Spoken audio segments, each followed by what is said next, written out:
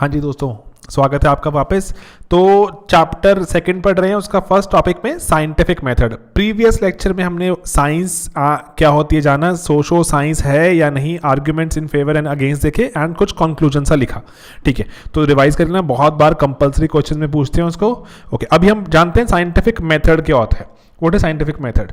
तो मेथड वही, अगर हम एक रिसर्च करते हो जो एक मेथड फॉलो करेंगे, साइंटिफिक अगर तरह से वो फॉलो किया जाए तो साइंटिफिक मेथड कहते हैं उसको। कुछ स्टेप्स हैं, ये स्टेप्स याद रखो आप, जो प्रॉपरली स्टेप्स आपको याद होने चाहिए, तो पेपर में अच्छा आंसर बन जाता है। पहला कि प्रॉब्लम क्या है वो आइडेंटिफाई करना, ठीक है, साइंटिफिक प्रोसेस का पहला पार्ट। देन उसके रिगार्डिंग, प्रॉब्लम के रिगार्डिंग अगर कोई किसी ने पहले कुछ बात लिखी है, लिटरेचर, उसको रिव्यू करना, पढ़ना, जानना, वो सेकंड स्टेप। देन हाइपोथेसिस कि ब्रॉडर की मैं क्या, मुझे लग रहा है कि अंडरस्टैंडिंग की मैं क्या थ्योरी की तरफ बढ़ रहा हूँ। ठीक है, लेट्स से कि अमीर इस तरह बिहेव करते हैं, गरीब इस तरह बिहेव करते हैं, कुछ भी जो भी मैं चाहता हूँ थ्योरी को, कि विमेन इस तरह से एक्ट करती हैं, नहीं करती हैं, समाज ये कर रहा है, वो कर रहा है, रिलीजन किस तरह का जो इंटीग्रेट कर रहा है या तोड़ रहा है, मैं ब्रॉडर कुछ हाइपोथेसिस निकालूंगा। ठीक है, हाइपोथेसिस बोलते हैं उसको, जो मेरी एक अभी रॉ थ्योरी होती है उसको हाइपोथेसिस कहते हैं। देन मैं उसके हिसाब से उसके लिए डेटा कलेक्ट करूंगा। आगे मैं चेक करूंगा उसकी रिलायबिलिटी एंड वैलिडिटी, जो मैं रिसर्च कर रहा हूं कि वो कितनी रिलायबल, मतलब कि अगर मेरे सिवा कोई और इस डेटा को इकट्ठा करता तो क्या सेम डेटा इकट्ठा करता। ठीक है जी, रिलायबिलिटी। वैलिडिटी होती है जो मैं ढूंढने निकला हूं मैं वही ढूंढता हूं। ठीक है, मैं अगर लेट्स से ढूंढने निकला हूं कि विमेन का क्या रोल है समाज में, तो मैं उसी के रिगार्डिंग डेटा ढूंढ रहा हूं, मैं कुछ डाइग्रेस नहीं कर रहा हूं। वैलिडिटी उसको मेंटेन करेंगे, जो मैं सीख कर रहा हूं वही जो मैं सोच रहा हूं फाइनली हाइपोथेसिस में आएगा मेरे पास, या उसके हिसाब से वही बड़ा डेटा मैं निकालता हूं। That is called validity. Chapter 3 में इसको हम दोबारा आपको मैं डायग्राम से समझाऊंगा, अभी बस इतना जान लो।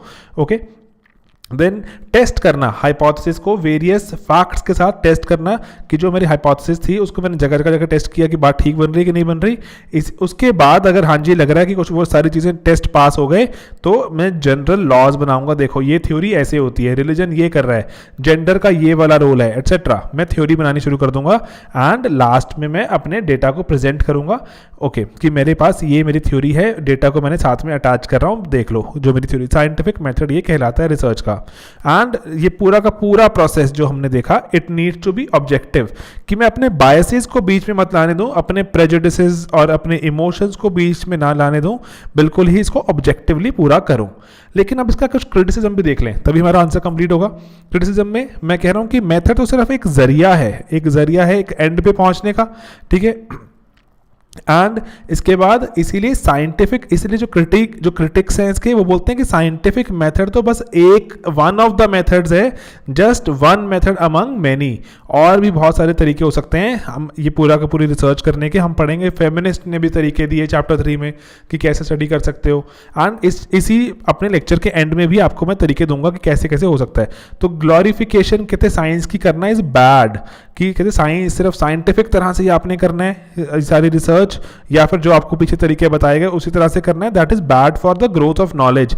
लेट डाइवर्सिटी कम, लोगों को अपने डाइवर्स तरह से एक्ट करने दो एंड डाइवर्स तरह से लोगों को रिसर्च करने दो, उनको एक तरीका ना बताओ कि ऐसे ही आपने करना है।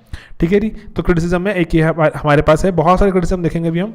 तो कह रहे हैं ये जो हमने प्रोसेस किया था कि हम बहुत सारा पहले डेटा इकट्ठा करते हैं, डेटा इकट्ठा किया बहुत सारा, उसके बाद हमने बोला अच्छा ये पैटर्न नजर आ रहा है, उस डेटा के बेसिस पे हमने थ्योरी बना दी अपनी, तो that is known as induction. ठीक है, ये है इंडक्टिव प्रोसेस, बोलते हैं इसको इंडक्टिव।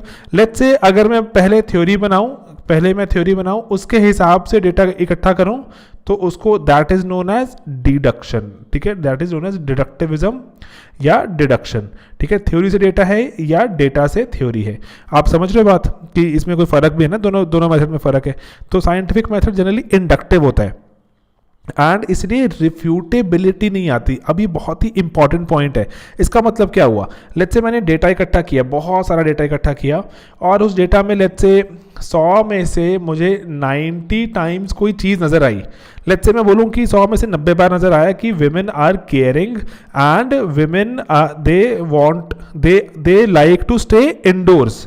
ठीक है, घर में रहना पसंद करती हैं, तो मैं बोल दूंगा अच्छा जी, तो मैंने थ्योरी बना दी उसके बेसिस पे लेट्स से कि विमेन को तो घर के काम ही करने चाहिए। ठीक है, वो घर के काम करने में अच्छी हैं। लेकिन जो 10 जो इसको अडेयर नहीं कर रहे थे, जो 10 अडेयर नहीं कर रहे थे इस पर्टिकुलर थ्योरी को, मैंने उसको रिफ्यूट कर दिया, मैंने उसको हटा दिया। मैंने जो पर्टिकुलर चीज़ जो इसको रिफ्यूट करती है साइंस या फिर इंडक्टिव प्रोसेस, उसको ओवरलुक कर देता है। तो ये इसका क्रिटिसिज्म है कि ओवरलुक क्यों कर रहे हो, दैट मीन्स आपकी थ्योरी कंप्लीट तो नहीं है ना, कि हर जगह तो वैलिड नहीं हो रही। ओके, इसलिए साइंस क्या, एक और चीज़ है, साइंस रिलेटिव प्रोडिक्शन करता है, रिलेटिव इन रिलेशन टू, कि ये अगर ए ऐसा हो रहा है तो बी ऐसा हो जाएगा। रिलेटिव प्रोडिक्शंस है, साइंस की एग्जैक्ट प्रोडिक्शंस नहीं होती। ठीक है, अगर ये प्रोसेस एक्टिवेट हो जाएगा तो उसके बाद चांसेस हैं कि ये वाला भी हो जाएगा। आप जब भी, आप सबसे इसका क्लियर कट एग्जाम्पल है हमारा डायग्नोसिस। जब हम डायग्नोसिस कराने जाते हैं अपनी बीमारी का क्या हुआ, तो डॉक्टर बहुत सारी चीज़ें से, ए अगर आ रहा है तो सिम्टम तो लेट्स से अच्छा हो सकता है कि आपको ये बी बीमारी होगी। ठीक है जी, इस तरह से। तो रिलेटिव प्रेडिक्शंस है मेटीरियोलॉजी में, स्पेस में, कि बहुत सारे इवेंट हमें नहीं पता कि कब कौन सा। मेटीरियोलॉजी में क्यों लिखा हुआ है कि आप लेट्स से अर्थ की तरफ कोई कॉमेट चलता हुआ आ रहा है, तो रास्ते में हो सकता है कि सन की फोर्स कैसे इस पे एक्ट करेगी, हो सकता है जुपिटर कुछ कर दे। ये हुआ था ये वाला 90s में, एक मेजर कॉमेट अर्थ की तरफ आ रहा था, लेकिन हुआ क्या, बीच में जुपिटर के को क्रॉस नहीं कर पाया, वो जुपिटर पे जाकर टकरा गया, एंड जुपिटर पे अभी भी एक मेजर क्रेटर बना हुआ है। तो रिलेटिव प्रेडिक्शन है मेटीरियोलॉजी में, स्पेस में, इतने सारे स्पेस में, आज भी स्पेस में हम इतने सारी चीज़ें भेजते हैं, वो कहीं जाके खो जाती हैं। ठीक है, मिलती ही नहीं, कहाँ चली गई, क्योंकि रिलेटिव सब चल रहा है, एग्जैक्ट नहीं चल रहा। ठीक है, इसीलिए क्या बोलते हैं कि साइंस एंड स्यूडो साइंस में फ़र्क भी एक नाम की चीज़ होती है। जैसे स्यूडो साइंस, वैसे ये एक वर्ड लिखा हुआ है बुक में, तो मुझे वैसे ये पॉइंट इतना अच्छा नहीं लगता, स्टिल बुक में लिखा हुआ है तो बच्चे लिखना चाहते हैं तो मैं बता रहा हूँ। But I would highly recommend कि ये छोड़ देना, क्योंकि ये इग्नू में भी मेंशन्ड है। और स्यूडो साइंस होती है जो एक अभी साइंस नहीं बनी है, बस साइंस बनने का क्लेम कर रही है अपने आप को चीज़ें। तो ऐसे जैसे वो बोलते हैं कि साइकोलॉजी को बोलता है वो साइंस बनने की ट्राई कर रही है, लेकिन साइंस नहीं है, क्योंकि एग्जैक्ट प्रेडिक्शन नहीं कर पाती, तो वो तो साइंस भी नहीं कर पाती मेरे हिसाब से। तो ये पॉइंट को अगर आप चाहो तो छोड़ भी सकते हो, लेकिन मैंने लिख दिया थोड़ा आपको बताने के लिए। स्यूडो साइंस क्या होती है, एक ऐसी साइंस जो अभी साइंस नहीं है, इन बिटवीन कहीं पर है, लेकिन साइंस की तरह बिहेव करती है, जैसे साइकोलॉजी को बोलते हैं वो। ओके, सिगमंड फ्रॉइड की थ्योरी एटसेट्रा। अब मैं आपको 3 इंपॉर्टेंट थिंकर्स के बारे में बता रहा हूँ, इनके बारे में नोट करके रखना, ये जगह जगह कोट होते हैं, साइंटिफिक मेथड में भी, साइंस में भी, एटसेट्रा। तो है पहला थॉमस कुहन। थॉमस कुहन ने किताब लिखी साइंटिफिक रेवोल्यूशन, ये हमने हरलम्बस से उठाया हुआ, हरलम्बस में मेंशन है, साइंटिफिक रेवोल्यूशन बुक लिखी। वो बोल रहे हैं कि साइंटिफिक रेवोल्यूशन तो एक कंटिन्यूअस और कलेक्टिव मेथड है। अगर मैं बोल दूँ, अगर मैं कि हाँ साइंस को इस तरह से होना चाहिए, कहीं ना कहीं तो मैं ये क्लेम कर रहा हूँ ना कि मेरे को फाइनल पता लग गया किस तरह से होना चाहिए, तो मैंने तरीके बताने शुरू कर दिए। कहते साइंस तो एक कंटिन्यूअस प्रोसेस है, मैं कैसे बोल सकता हूं कि सिर्फ यही एक मेथड फॉलो करना है आपने। ठीक है जी, एंड देन उसके बाद Even with non-scientific methods, many disciplines have grown and matured, कि जिन्होंने साइंटिफिक मेथड एग्जैक्ट फॉलो नहीं किए तब भी वो इतने मेजर डिसिप्लिन बन गए हैं। हिस्ट्री, फिलॉसफी, कोई साइंटिफिक मेथड फॉलो तो नहीं किया ना रिसर्च करने का, उसके बावजूद कितने बड़े प्रोफेशंस, कितने बड़े डिसिप्लिन हैं। थॉमस कुहन ऐसे आइडिया लेके आ रहा है। Then researcher in scientific method also makes certain assumptions, कि सब कुछ ही अजम्पशन पर बेस्ड है, इसीलिए साइंस को ज़्यादा ग्लोरीफाई करने की रिक्वायरमेंट नहीं है। ठीक है, एंड देन वो कह रहे हैं कि आज ये मेजर क्रिटिसिज्म है, जगह जगह दिखेगा भी आपको। वो कह रहे हैं कि जो आज की जो साइंस है, it is colonised by state और कैपिटलिस्ट। ज़्यादा देखो, इतनी रिसर्च हो रही है डिफेंस पर, सब कुछ हो रहा है, कौन रिसर्च करा रहा है, ये सरकार ही करा रही है, स्टेट करा रही है, या फिर जो जितने जैसे लेट्स से मेडिसिन की इन्वेंशन हो रही है, जो भी कुछ बन रहा है, नई नई मेडिसिन बनाई जा रही हैं, उनको प्रॉफिट मोटिव के लिए बनाया जाता है। तो इसलिए बोलते हैं आज की साइंस तो या तो स्टेट अपने लिए यूज़ करवा रही है या कैपिटलिस्ट अपने लिए यूज़ कर रहा है। तो साइंस को बहुत ज़्यादा ग्लोरीफाई करने की रिक्वायरमेंट नहीं है, एंड साइंस को फ्रीडम मिलनी चाहिए स्टेट से एंड कैपिटलिस्ट से, तभी ही साइंस कुछ ऐसे काम कर पाएगी जिससे ह्यूमैनिटी का बहुत ज़्यादा फायदा हो सकता है। इंडिविजुअल को सच में फ्रीडम मिल सकती है, अदरवाइज इंडिविजुअल अभी इनके हिसाब से क्या है, बहुत हम ये वर्ड बार बार पढ़ेंगे आगे, एलियनेटेड है। एलियनेटेड मतलब कि अपने आप से ही जुदा है ना, वो आपने सुना ना, कुन फाया कुन में बोलते हैं, कर दे मुझे खुद से ही रिहा। तो ये वही है, ये एलियनेटेड है कि मुझे खुद ही नहीं पता मैं कर क्या रहा हूँ। ठीक है, वो कह रहे हैं कि इसीलिए साइंस को आज़ादी मिलनी चाहिए। थॉमस कुहन के आइडिया लिख के रखना, बार बार पढ़ना, याद हो जाते हैं कि साइंस ये क्या किया, कंटिन्यूस प्रोसेस है। How can we ever say कि एक ही साइंटिफिक मेथड है। साइंस के मेथड फॉलो ना करते हुए भी हिस्ट्री फिलोसफी टाइप जो डिसिप्लिन्स काफ़ी ऊपर आ गए। देन रिसर्चर भी काफ़ी एजम्पशंस लेके चलता है, इसलिए साइंस को बहुत ग्लोरीफाई ना करो कि कोई एग्जैक्ट चीज़ तो होती नहीं है, एजम्पशन होती हैं। एंड साइंस आजकल तो स्टेट और कैपिटलिस्ट की गुलाम है, उसको आज़ादी मिलनी चाहिए, तभी ही एलियनेशन खत्म हो सकती है। Next, Theodore अडोर्नो। अडोर्नो जी क्या कहते हैं? अडोर्नो साइंस की एक तरह से प्रोग्रेस दिखाते हैं कि साइंस किस तरह से प्रोग्रेस करी। वो बोलते हैं कि 17th 18th सेंचुरी में साइंस नेचर स्टडी करने पे शुरुआत होती है। उसके बाद वो बोलते हैं 19th सेंचुरी में साइंस नेचर को एक्सप्लॉयट करना शुरू करती है। उसके बाद 20th सेंचुरी वो कह रहे हैं वॉर हेड, नए नए तरह की चीज़ें, डिस्ट्रक्टिव पावर ऑफ साइंस निकल कर आ रही है, बहुत चरम सीमा पर आ रही है।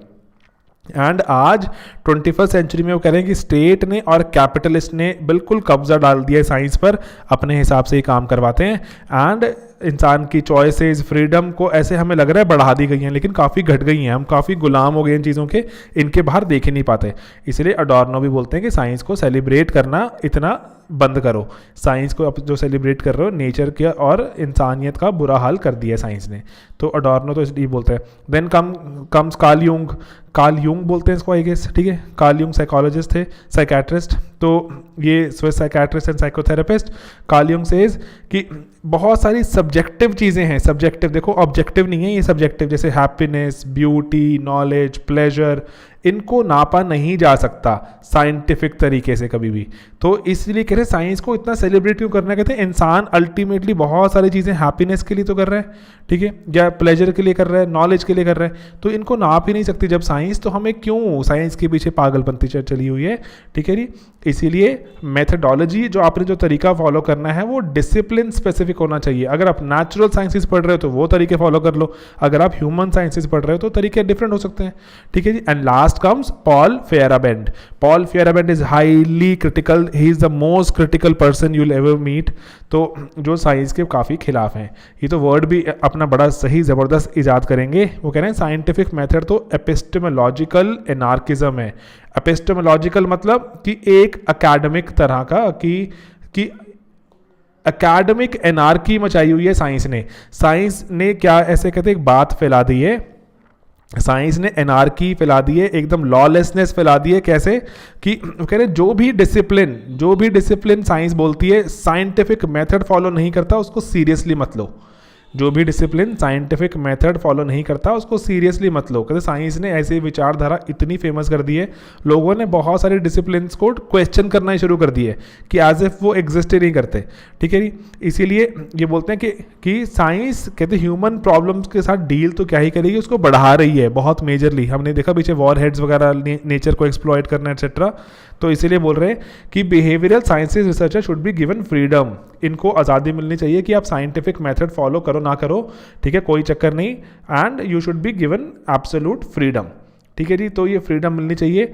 तो ये हमारे पास आइडियाज़ है। और ओवरऑल चैप्टर हमने अगर देखें क्विकली तो चैप्टर में हमने साइंटिफिक मेथड एंड क्रिटिक पढ़ा हमने। एंड उसमें पहले हमने देखा कि सोशो साइंस है या नहीं, डिबेट आई, तो हमने साइंस डिफाइन करने शुरू की, साइंस होती क्या है।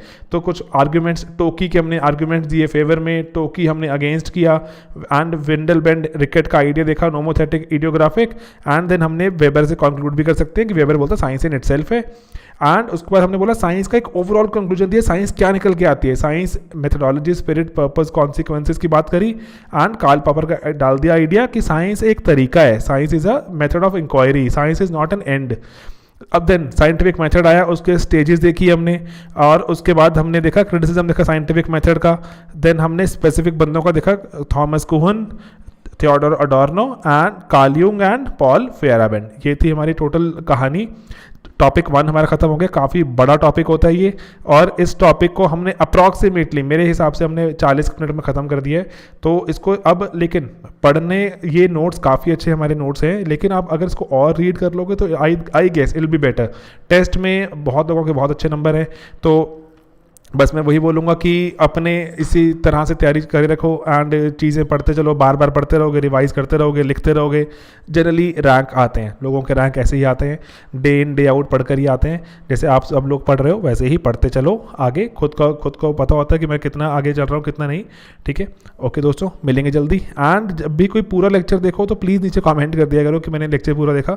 जनरली मुझे लगता है कि ना पूरा लेक्चर देखना यूट्यूब पे तो एक अपने आप में ही अचीवमेंट है ना। हो जाता है ना कि काफ़ी थकान हो जाती है, लेकिन क्लासेस में बच्चे भी बैठते हैं 2.5 घंटे, तो वहाँ पे चलो गप्पे शप्पे बहुत चलती हैं। यहाँ बहुत रेगुलर डिलीवरी है, बहुत क्विक डिलीवरी होती है, तो इसी कारण से शायद कि आप क्विक देखो। और अगर लास्ट में अगर कभी पूरा लेक्चर देखते हो तो प्लीज़ बता दिया करो कि watch the lecture till the end. बहुत ही अच्छा लगता है सुन के। ठीक है, ओके, थैंक यू।